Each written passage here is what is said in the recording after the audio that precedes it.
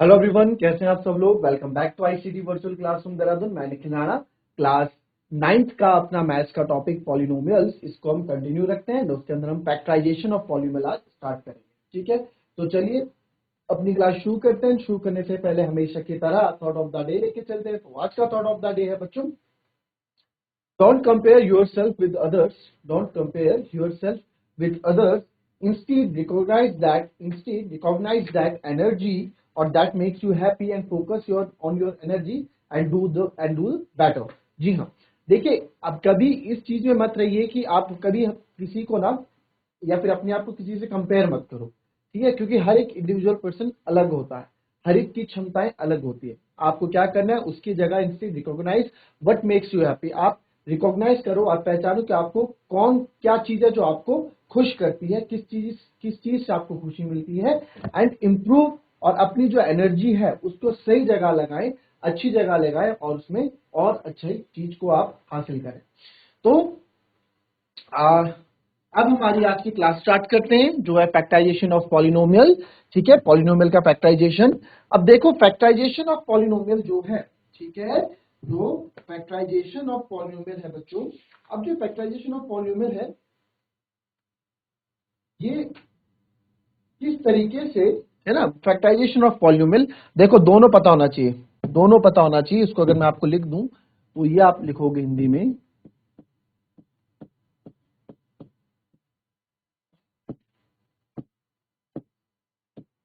बहुपद का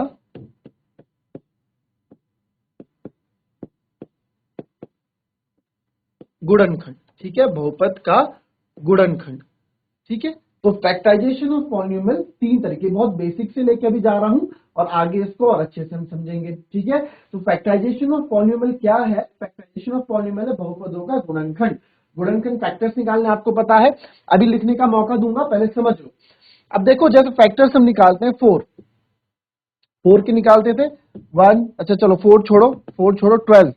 12 एक ऐसा नंबर है। अब अगर हमने बोला 22 का गुणनखंड करो और 22 के आपको फैक्टर्स निकालने हैं। ठीक है, सॉरी 12 के आपको फैक्टर निकालने हैं। ठीक है, अब आप एक बात याद रखो, बार बार मैं आपको बोल रहा हूं, हिंदी इंग्लिश दोनों का आपको क्या करना है, कॉम्बिनेशन बैठाना है। ठीक है, चीजें आपको सीखनी है। तो अब यहाँ पे आप देखो, अभी लिखने का टाइम दूंगा, लिखो मत, समझ लो। आपको अगर बोल दे कोई 12 के फैक्टर्स निकालो, 12 के फैक्टर्स निकालो, तो 12 किसकी टेबल में आता है, एक की टेबल में आता है, दो के, तीन के, चार के, पांच भी नहीं आता, 6 में आता है, फिर 7 8 फिर 12 में खुदा। तो ये सारे क्या है, ये सारे आपके 12 के फैक्टर्स हैं, फैक्टर्स ऑफ 12। ये सब क्या है, 12 के फैक्टर हैं। कहने का मतलब क्या है, अगर इन सब में से इनमें सब 12 के फैक्टर कैसा है, ये जो हम एलसीएम पद्धति लघुत्तम समापत्ति से करते थे, है ना, छठी सातवीं क्लास में हम सब ने किया है। तो इन फैक्टर्स का मतलब क्या होता है बच्चों, फैक्टर्स का मतलब एक चीज है, जैसे फॉर एग्जांपल मैंने ले लिया 3। ठीक है, 3 से, अब 12 को मैं 3 से डिवाइड कर रहा हूं, तो 3 चौको 12, 3 4 12, रिमाइंडर यानी कि शेषफल हमारा क्या आ गया, 0 आ गया। रिमाइंडर क्या आ गया हमारा, 0 आ गया। अब रिमाइंडर हमारा 0 आ गया, तो अगर रिमाइंडर 0 आता है, आपका शेषफल अगर 0 आता है, आपका रिमाइंडर 0 आता है, तो यस, जो ये जिससे हम 3 क्या है, फैक्टर है किसका, 12 का। वैसे अगर मैंने कोई दूसरा नंबर ले लिया, मैं कोई नंबर ले लेता हूं 20 और इसको मैं 3 से डिवाइड करता हूं, तो आपने देखा 3 6 18, और यहां पे जो है रिमाइंडर पूरा नहीं कटा, यानी कि पूरा भाग नहीं दिया। रिमाइंडर कितना बच गया, 2 रिमाइंडर बच गया, 2 रिमाइंडर बच गया। तो ये हमारा 3 क्या है, 3 is not a factor, 3 factor नहीं होगा। पहले तो आप समझ लो फैक्टर होते क्या है, फैक्टराइजेशन होता है क्या, फिर आगे की कहानी पढ़ेंगे, है ना। पहले तो बेसिक चीज आप समझो। तो 3 इज नॉट अ फैक्टर, 3 जो है is not a factor of 20। जो 3 है वो 20 का फैक्टर नहीं है, 3 है वो 20 का फैक्टर नहीं है, इस चीज को आप समझ लो। ठीक है, अब 3 जो इसका फैक्टर नहीं, यानी कि 3 जो है 20 का गुणनखंड नहीं है, 3 जो है इस 20 का गुणनखंड नहीं है। ठीक है, फैक्टर मींस गुणनखंड। तो ये है 3 जो है 20 का गुणनखंड नहीं है, फैक्टर नहीं है। क्यों नहीं है, क्योंकि 20 को वो भाग नहीं दे पाता है। ठीक है, तो ये तो फैक्टर हम जो छठी सातवीं आठवीं में सीखते थे वो वाला चीज हो गया। ठीक है, तो थोड़ा मैंने आपको रिवाइज करा दिया जो हम 6 7 8 में सीखा करते थे। तो अब देखो, अब आते हैं नई चीज पे। अब यहाँ पे बहुपदों का गुणनखंड करना है, पॉलिनोमियल का फैक्टराइजेशन करना है।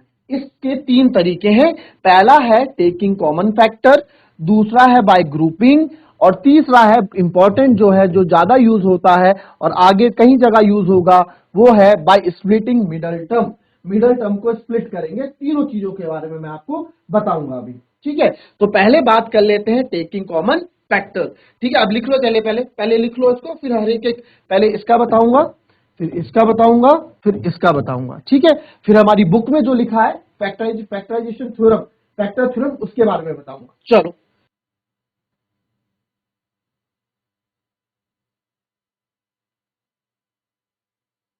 चलिए अब यहां देखिए, पहले टेकिंग कॉमन फैक्टर। ठीक है, टेकिंग कॉमन फैक्टर, तो पहला मैं एग्जांपल ले लेता हूं, पहले वाले का एग्जांपल ले रहे हैं कॉमन फैक्टर के अंदर।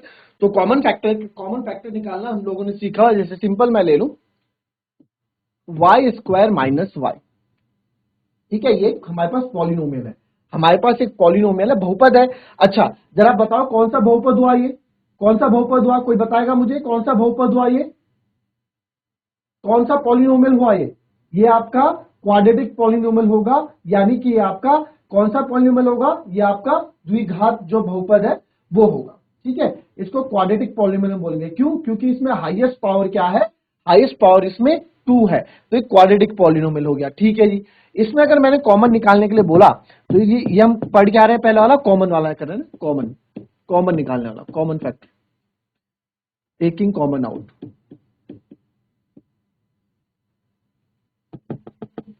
ये पहले वाला है कॉमन वाला। ठीक है, ये जो है ना, ये taking common factor, common factor हम निकालते हैं। तो आप यहां देखेंगे, यहां मेरे को y पहले कॉमन लगा, तो वाई स्क्वायर माइनस वाई है, यहाँ पे y कॉमन लगा। जब y दोनों में y है, अंदर क्या बचेगा y, और यहाँ बचेगा -1, क्योंकि y तो बाहर आ गया। तो ये दो क्या हो गए, y और y-1, इसके पूरे के पूरे फैक्टर हो गए, y और y-1 इसके फैक्टर हो गए। फैक्टर क्या हो गए, गुणनखंड। अभी देखो, रुक जाओ, y और y-1 इसके फैक्टर हो गए। फैक्टर क्या करते हैं सर, फैक्टर क्या करते हैं, फैक्टर कौन होते हैं सर, फैक्टर वो होते हैं जब हम उसको उससे डिवाइड करते हैं तो हमारा जो शेषफल है वो 0 आता है ना। अब देख लो, एक बार फिर से देख लो, जिन बच्चों को नहीं पता, जिन बच्चों ने नहीं लिखा, मैं वापस बता देता हूं, एक बार बताना चाहूंगा। एक बार देख लो, यहाँ पे लिख लो जिसने नहीं लिखा है, क्योंकि बार बार ये चीजें बताई नहीं जाएंगी और ये चीजें आनी चाहिए, बहुत बेसिक सी चीज है, तो हम सबको ये चीजें मालूम होनी चाहिए। तो लिख लो, क्वोशिएंट को भागफल कहेंगे, रिमाइंडर को शेषफल कहेंगे, डिविजर को भाजक कहेंगे, और डिविडेंड को भाज्य कहेंगे। यानी कि जो ये बीच वाला होता है, या जिससे हम डिवाइड करते हैं, ये आपका डिविडेंड यानी कि भाज्य होता है। जिससे मुझे भाग देना होता है वो भाजक होता है, यानी कि डिविजर होता है, यहाँ लिखा है। नीचे शेषफल आता है, और जो हमें डिवाइड करेगा वो क्वोशिएंट आता है। तो ये इनका दोनों का लिखा है, क्वोशिएंट मींस भागफल, रिमाइंडर शेषफल, डिविजर भाजक, और डिविडेंड भाज्य। तो अगर आपको पहले इसमें कोई डाउट है तो पहले तो ये कवर क्लियर कर लो। ठीक है, दोनों चीज आनी चाहिए। मैंने परसों भी बताया था, अगर ये रट लगा के बैठे हो, ये जिद लगा के बैठे हो कि नहीं हमारी तो बुक ही हिंदी में है, हम क्यों लिखें, तो आगे जाके आप लोगों को कोई पछताना पड़ेगा। अगर ये जिद मान के बैठे हो कि हम क्यों लिखें, हम क्यों पढ़े, नहीं सीखना कुछ, तो फिर ये आप लोगों के लिए लॉस है। आगे जाके 12वीं के बाद कॉलेज में जाओगे तो कॉलेज में बहुत कम चांसेस है कि प्रोफेसर वहां हिंदी में कुछ आपको बोलेगा, वहां पे बात तो हिंदी में ही करेगा, बट वर्ड्स जो यूज होंगे वो इंग्लिश के ही यूज होंगे। तो अभी से उन चीजों के बारे में समझ लो तो ज्यादा अच्छा है, ताकि आगे आके आपको दिक्कतें ना आए। तो जिसको नहीं लिखा वो लिख लो इस चीज को, फिर आगे आप देखना, फिर हम आगे भी पढ़ेंगे। तो जो ये लाइंस मैंने बता रहा हूं, इसमें जिन्होंने नहीं लिखी है वो ये चीज लिख ले।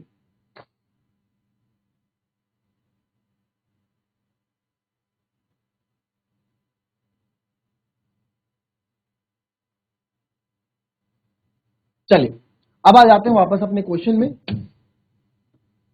ठीक है, तो हमने बोला टेकिंग कॉमन फैक्टर वाला मैं एग्जांपल दे रहा हूं। जब हम कॉमन निकालते हैं, जैसे हमें बोला कि इसके फैक्टर निकालो, तो इसके फैक्टर आपने क्या किया, कॉमन लिया, और आपने बोला कि सब y और -1 ये हमारी जो निकल के आए, ये इसके फैक्टर हैं। अच्छा जी, फैक्टर कौन होंगे, जैसे कि अभी मैंने बताया 12 वाले केस में फैक्टर कौन होंगे। जैसे 12 के फैक्टर कौन था, 12 का 1, 2 की टेबल में भी जाता है, 3 से भी पूरी तरीके से आता है, 4 से पूरी तरीके से आता है, 5 से नहीं जाता, 6 से आता है, फिर 12 से। ये सब क्या है, 12 के फैक्टर हैं।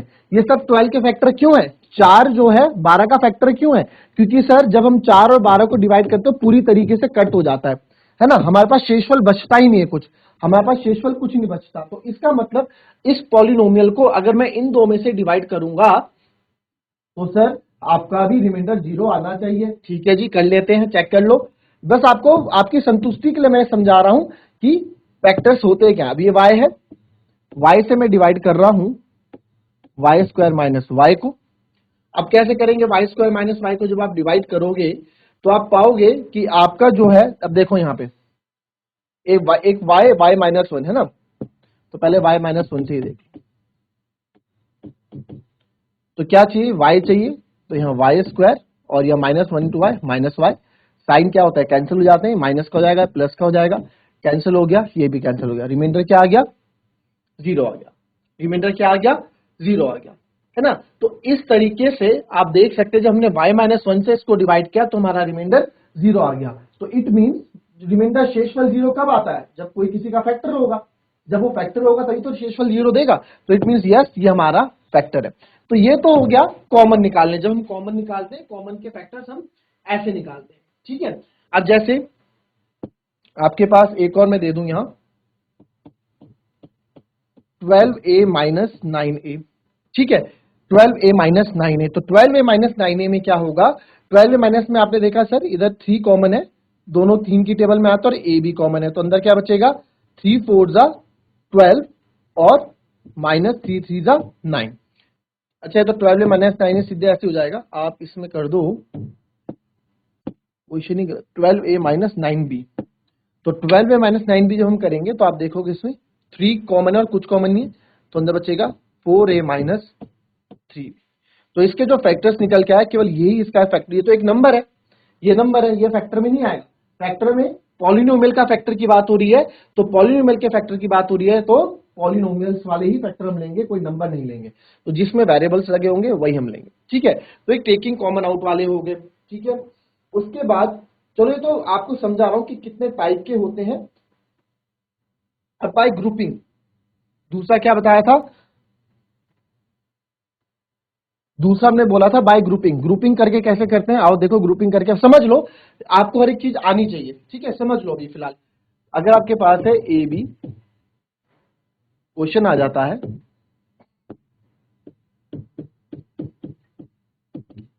फैक्टराइज करो या फिर गुणनखंड करो A B plus B C plus A X plus C X. तो अब जहां आप देखते हो जहां पे आपको 3 से ज्यादा पद दिख जाते हैं, 3 से ज्यादा पद मतलब एक पद, दो पद, तीन पद, चार पद, जहां पे 4 पद दिख जाते हैं वहां आप ग्रुप बना लो, वहां क्या कर लो, वहां आप ग्रुप बना लो। तो जब आप ग्रुप बनाओगे तो आपको अपना फैक्टर दिख जाएंगे।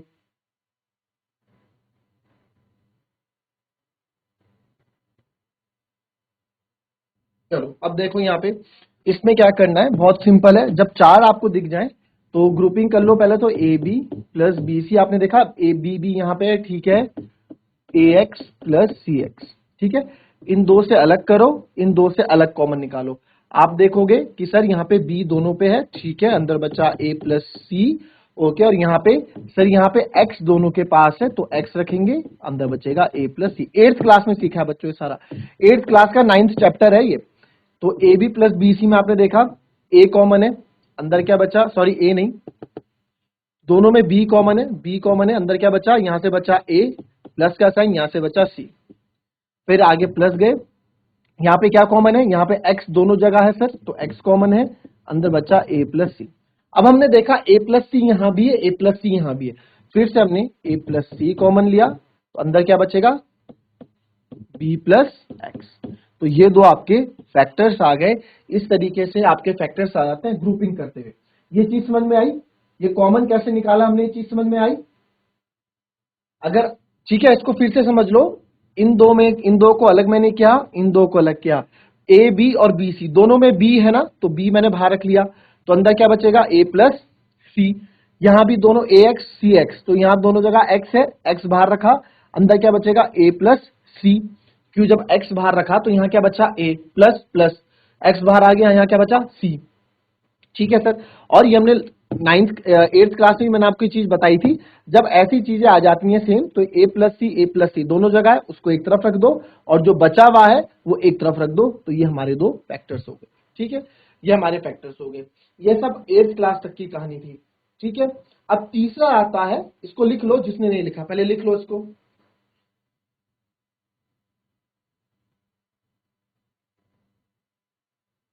चलिए, अब जो मेन इंपॉर्टेंट है, जो आपकी बुक्स में भी काफी पूछा जाएगा, जो आगे भी पूछा जाएगा, वो है फैक्टराइजेशन, यानी कि मिडल टर्म स्प्लिट। ठीक है, middle term split, middle term split. अब देखो मिडल टर्म स्प्लिट क्या कहता है। ठीक है,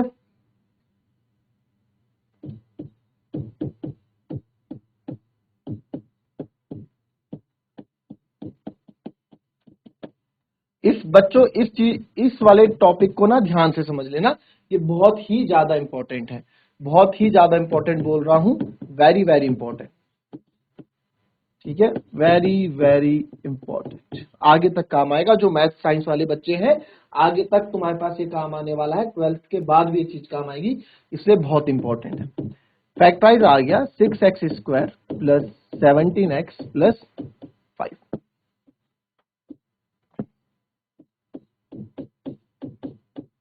ठीक है, आप बोलोगे कि सर ये एक क्वाड्रेटिक पॉलिनोमियल है। क्वाड्रेटिक पॉलिनोमियल मतलब द्विघात बहुपद। द्विघात बहुपद क्यों है? क्योंकि इसमें जो हाईएस्ट पावर है वो 2 है। ठीक है, इसको हम क्वाड्रेटिक इक्वेशन भी बोल सकते हैं, यानी द्विघात समीकरण भी बोल सकते हैं।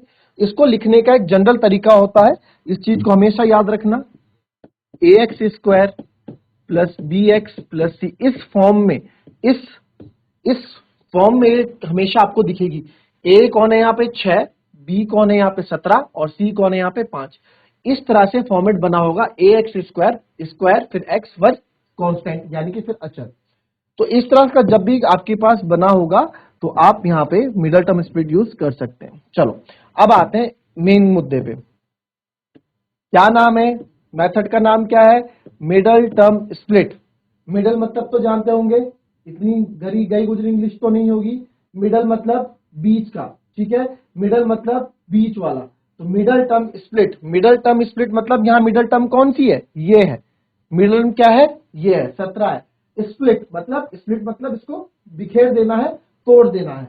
तो मैथ्स में मैंने आपको, जब इंट्रो में आपको बता रहा था, तो मैथ्स में मैंने आपको एक चीज कही थी, आप नंबर को बिखेर सकते हो, आप नंबर को अपनी तरीके से लिख सकते हो, बट आप नंबर को बदल नहीं सकते। ठीक है, आप उस नंबर को बदल नहीं सकते। आप अपनी मतलब जो भी हमारी नीड है, हमारी आवश्यकता के अनुसार नंबर में हल्का फुल्का आप नंबर को कर सकते हो, बट नंबर बदल नहीं सकते। जैसे कि अगर कहीं पे 4 है, तो 4 को आप 3+1 अपनी सुविधा के अनुसार लिख सकते हो, 2+2 लिख सकते हो, है ना, 2 × 2 लिख सकते हो। बट इसको आप 4+1 नहीं लिख सकते। क्यों? क्योंकि 4+1 क्या बन जाएगा? 5। ओरिजिनल तो ये 4 है ना, उसका आपने रंग रूप बदल दिया, आप नंबर नहीं बदल सकते। ठीक है, तो वही मिडल टर्म स्प्लिट में आप इसको तोड़ मरोड़ सकते हो, तोड़ मरोड़ सकते हो, बट रहना वो 17 ही चाहिए। ठीक है, ये आपका दिमाग है कि आप कैसे उसको यूज करोगे, वो आपका दिमाग है, बट रहना क्या चाहिए? 17 ही रहना चाहिए। अब देखते हैं मिडल टर्म स्प्लिट काम कैसे करता है। ठीक है, तो मिडल टर्म स्प्लिट कैसे काम करता है बच्चों?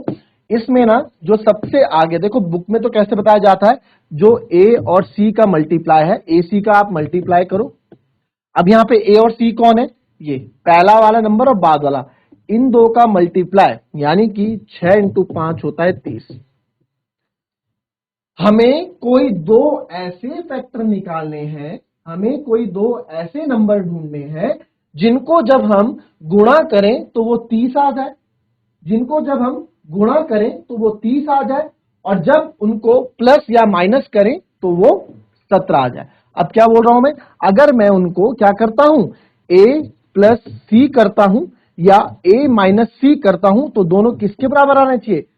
मिडल टर्म के, बीच वाले टर्म के। तो जो मिडल टर्म है, जो ये बी वाला टर्म है, ये स्प्लिट हो गया ना इन दो में, स्प्लिट मतलब बिखेर गया।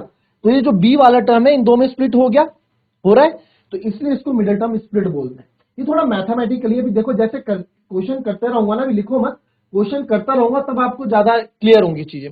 तो बस एक चीज अपने दिमाग में बैठा दो, वो चीज क्या है कि सर हमें दो ऐसे नंबर ढूंढने हैं, पहले तो इन दो का मल्टीप्लाई करोगे, जो भी मल्टीप्लाई आएगा, जैसे यहां पे आया 30, तो हमें दो ऐसे नंबर ढूंढने हैं, हमें दो ऐसे नंबर ढूंढने हैं जिनका गुणा करने पे 30 आ जाए और जिनको प्लस या माइनस उन दो को, क्योंकि ए और सी तो है, इन दोनों को प्लस या माइनस करने पे हमें क्या मिल जाए, ये बीच वाला नंबर मिल जाए। तो आइए देखते हैं कैसे इसको करेंगे। तो फैक्टर्स निकालेंगे 30, तो मुझे क्या चाहिए 30 है ना, तो 30 के मैं फैक्टर निकाल लेता हूं। हमेशा प्राइम फैक्टर्स यूज करेंगे, 2 3 पंजे 15, ठीक है। तो ये फैक्टर्स मेरे को मिल गए। अब मैं इन्हीं का यूज करके, इन्हीं का यूज मुझे करना है, तो इन्हीं का मैंने यूज किया। तो इनका जब यूज किया तो हमने देखा कि यार अगर इन दो को साथ ले लूं मैं, 2 2 3 कितना होता है 6, और ये क्या है 5, 6 + 5 क्या होगा 11। क्या 11 चाहिए? नहीं, 11 तो नहीं चाहिए। और 6 - 5 1 होगा, 1 भी नहीं चाहिए। हमें कितना चाहिए? हमें तो 17 चाहिए। ठीक है जी, तो चलो अब इनको नहीं लेते, अब लेता हूं मैं, अब मैं क्या करता हूं, अब मैं इन दो को ले लेता हूं, इन दो को लेना पहले ऊपर के दो। अब ऐसा करता हूं, इन दो को ले लेता हूं और इसको अलग ले लेता हूं। 5 दिए क्या होता है 15, और ये दो अलग, 15 को और 2 को जोड़ूंगा तो 17, सर 17 हो गया। तो यस, 17 ही तो चाहिए था, 17 ही तो चाहिए था हमको, है ना, 17 ही चाहिए था। तो वो दो नंबर मेरे को मिल गए, कौन कौन से, 15 और वो दो नंबर कौन से हैं, 15 और 2 हैं। ठीक है, अब इनको आप गुणा करोगे ना तो क्योंकि 30 के ही फैक्टर है, जब आप इनको गुणा करोगे तो 30 ही आएगा। 15 दूनी कितना होता है 30 ही होता है।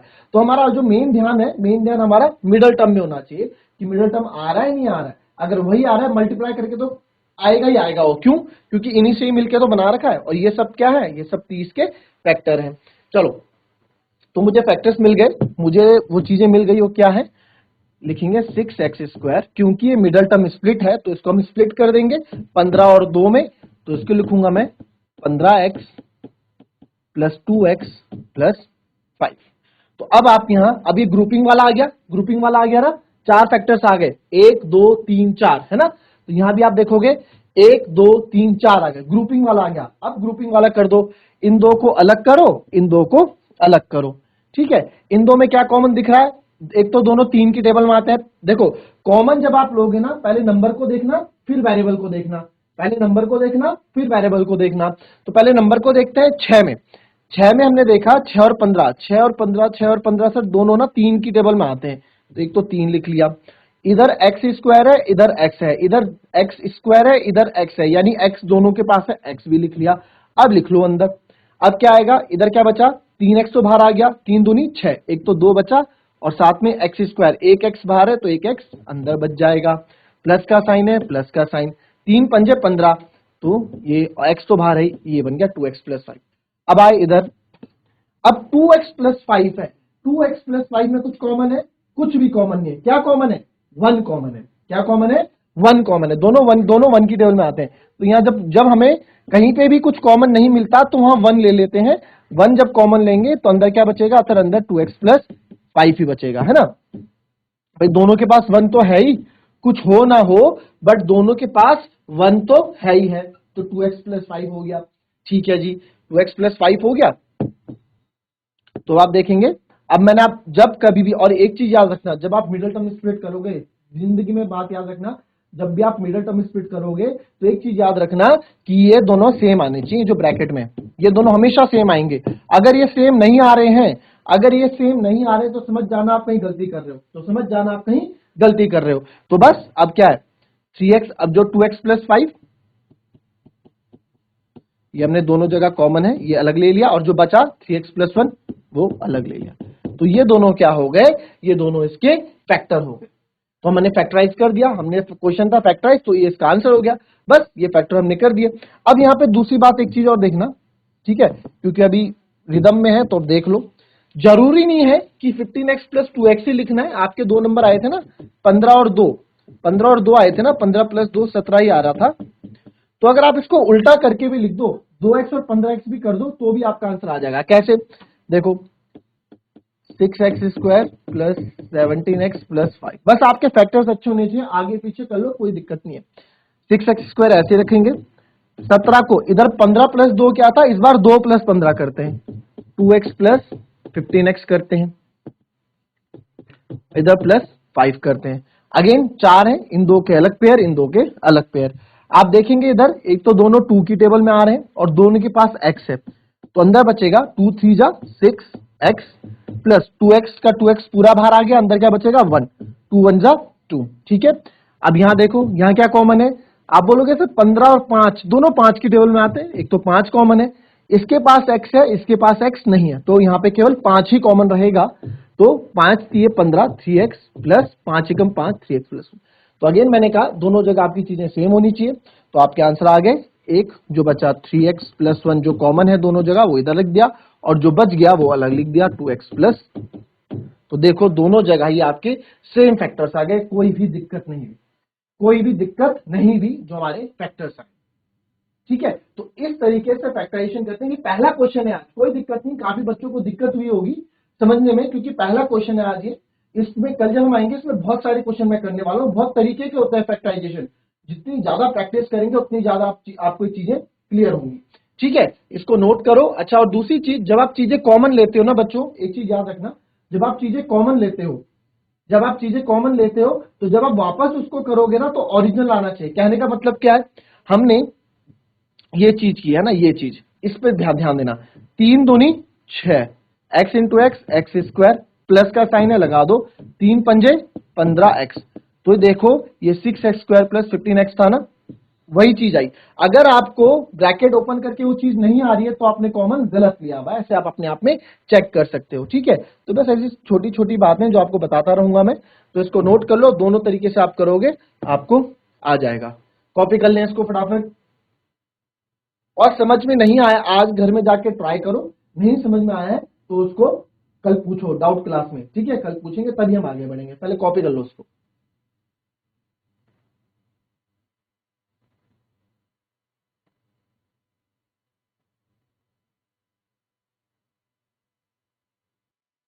तो चलिए बच्चों, ये थी हमारी आज की क्लास, और इसमें आप नोट कर लीजिए इस क्वेश्चन जो भी हमने आज सीखा, ये फैक्टराइजेशन जो हमने सीखा खुद से करो, खुद से क्वेश्चन लिख लो। आज आपने समझ लिया, घर में जाओ खुद से क्वेश्चन लिखो इस तरह का, या यही क्वेश्चन आप खुद से लिख लो, खुद से रिपीट कर लो सेम क्वेश्चन, और खुद से ट्राई करो इसको करने का। अब क्या होगा, जब आप खुद से ट्राई करोगे तो आपके मन में सवाल आएंगे, वो सवाल आपको, फिर वो सवाल आप अगले दिन आपसे पूछ सकते हो। बाकी तो कल हम इस चीज पे, मिडिल टर्म स्प्लिट पे काफी प्रैक्टिस करने वाले हैं, तो कल हमारा फैक्टराइजेशन पे ही मेन जो क्लास रहेगी फैक्टराइजेशन पे रहेगी। कोशिश करेंगे फैक्टराइजेशन करने का और साथ ही साथ आपसे भी क्वेश्चन करवाने का। तो मिलते हैं आपसे अपनी नेक्स्ट क्लास में, तब तक के लिए be happy, be healthy and be safe. Thank you and have a nice day.